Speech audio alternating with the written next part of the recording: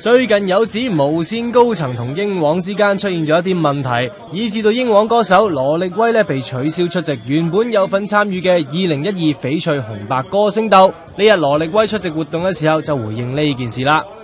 因為可能其實我自己都未知活動要做啲咩啊，即係我自己其實都係好似得個知字咁樣。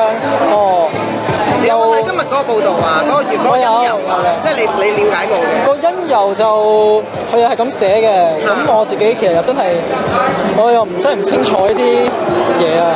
覺唔覺得自己真係俾人哋攞嚟開咗刀咁樣抽起咗你？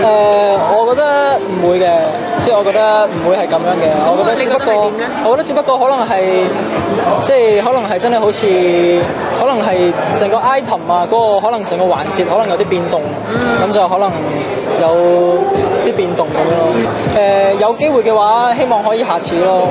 如果今次唔得嘅，希望喺下次有機會咯。會唔會唔開心啊？都唔會嘅，我覺得都係抱住期待嘅心情，再希望有機會希望有機會下次咯。今次冇得上，咪唯有下次咯。問到佢想唔想去無線嘅時候，佢就話其實都想噶，仲識講笑話，好少去將軍澳噶。其實我哋都好希望可以喺無線度見到你啊！等你啊，羅力威。